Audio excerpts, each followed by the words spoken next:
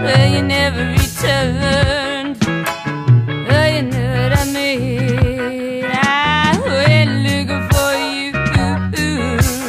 How you gone down by the ocean? It was so dismal. Women all standing with shock on their faces. Sad description. Oh, I was looking for you. Everyone was singing. Girl is washed up. Down the beach. Bonsoir, donc ce soir je vais revenir sur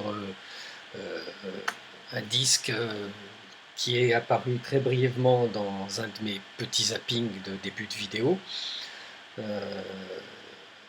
Il s'agit donc de cette fameuse symphonie de Henryk Mikołaj Górecki, la symphonie numéro 3, qu'on peut traduire par symphonie des lamentations ou symphonie des chants plaintifs. Moi j'ai actuellement deux versions, une première parce que en CD, que j'ai découvert cette symphonie avec en achetant ce CD il y a pas mal d'années déjà, un truc tout simple, pas de c'est pas une édition particulière. Là vous voyez qu'elle s'appelle Symphonie des chants plaintifs. Et puis il y a quelques années, j'ai trouvé cet album-là donc dans un vide-grenier. J'ai dû payer 1 ou 2 euros à tout casser, en parfait état, avec une pochette que je trouve juste magnifique. Il n'y a rien à dire de ce côté-là. Pochette toute simple aussi, avec un texte en anglais et en allemand, anglais et français à l'arrière. Et puis au niveau du disque, rien de particulier. Il y a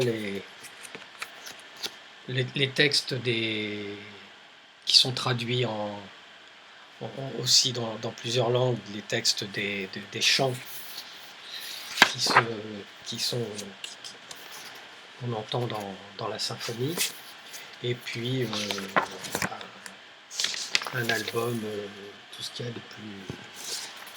de plus classique, hop, dans le bon sens, voilà. Alors, ce pressage, je crois, date des années 80, celui-là peut-être un petit peu plus récent. Enfin bon, c'est pas le propos, parce que c'est pas forcément tel ou tel pressage qui est nécessaire d'avoir. Je pense que la plupart des interprétations de cette œuvre sont de toute façon bonnes à saisir et à prendre. Alors, c'est une œuvre pour soprano et orchestre qui a été composée en 1976 par Gorecki. C'est une œuvre particulière, c'est un tournant, je dirais, dans la, comment dire, dans la carrière de Gorecki, dans la carrière musicale de Gorecki, dans son écriture, puisqu'il était avant, faisait partie de l'école qu'on appelle l'école sérielle, je sais pas, Boulez, Stockhausen par exemple. Et puis avec cette symphonie, il est revenu à une écriture plus tonale, plus classique entre guillemets, parce que je vais vous expliquer pourquoi rapidement. Ça lui a d'ailleurs été un petit peu reproché par certains membres de la chapelle des compositeurs de musique sérielle, parce qu'il y a quand même d'un côté comme de l'autre parfois un peu de sectarisme, comme ça arrive souvent en musique et particulièrement dans le monde de la musique classique. Alors, elle est particulière à plusieurs titres. Alors déjà, c'est une symphonie qui a connu un succès énorme, ce qui est plutôt rare quand même, avec plus d'1 million d'albums vendus en 92 quand une interprétation a été enregistrée sur le label américain Nonesuch, qui est le label qui publie en général de la musique minimaliste américaine avec Adams, Steve Reich, Glass, etc. Donc cette parution a propulsé, cette interprétation de 1992 a propulsé cette symphonie dans des sommets rarement atteints par une œuvre classique. Déjà, c'est une particularité. L'autre particularité, c'est que même si elle a été rendue célèbre par ce label, et même si ça donne un peu cette impression à l'écoute, on n'est pas du tout dans la musique minimaliste, on est quand même dans une musique avec beaucoup de passion et de sentiments. Mais la différence, c'est que en général, en musique classique, une symphonie classique ou une symphonie baroque, elle est articulée souvent de manière avec 3 mouvements en général. En général, un mouvement vif, un mouvement lent, un mouvement vif, ou un mouvement lent, vif et lent. Enfin, voilà, il y a une variation entre différents mouvements. Là, la symphonie de Gorecki, la symphonie numéro 3, elle est composée de 3 mouvements lents, ce qui était quand même ce qui était à l'époque déjà bien inédit. La durée, en gros, 50-55 minutes, ce qui est long sans être trop long non plus pour une symphonie de musique classique. Ça donne une œuvre à la fois, pas majestueuse parce qu'il n'y a pas d'ampleur, il n'y a pas de rebondissement spectaculaire. Il n'y a pas comme on n'est pas chez Beethoven par exemple avec le pam-pam-pam de la symphonie numéro 5. Elle porte bien son nom.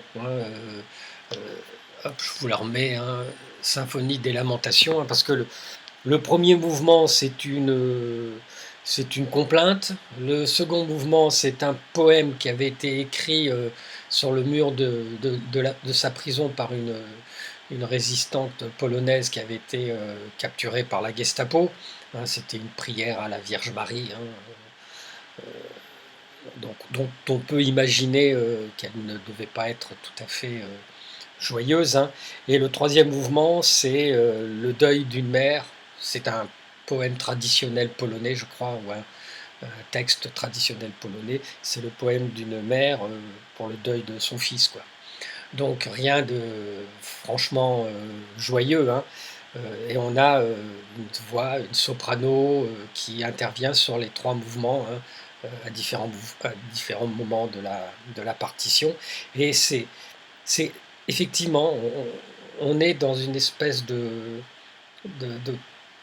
complainte de symphonie très très lente, comme une longue prière, comme une longue lamentation, et c'est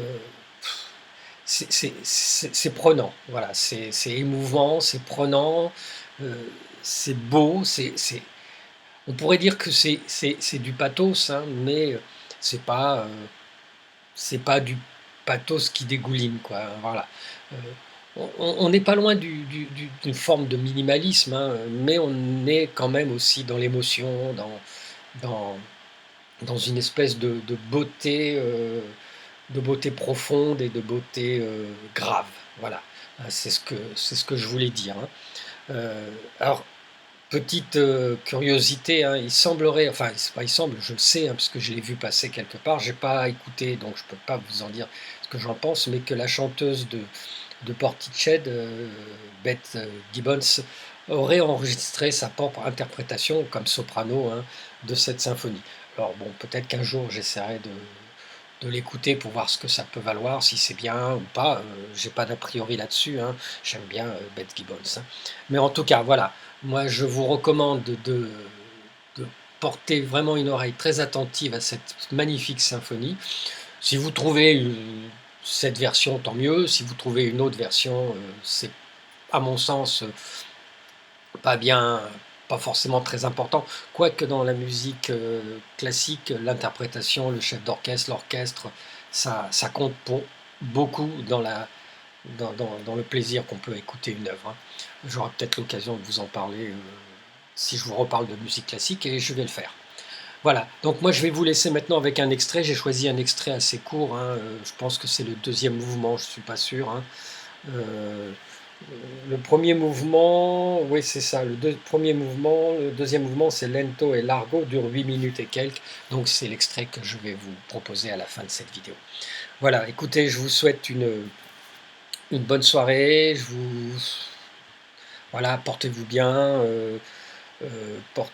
vous et vos proches, et puis bon courage pour les semaines qui viennent, hein, et moi je vais continuer à vous faire des petites vidéos pour au moins déjà m'occuper et puis vous proposer des disques et des albums qui me semblent valoir la peine d'être découverts.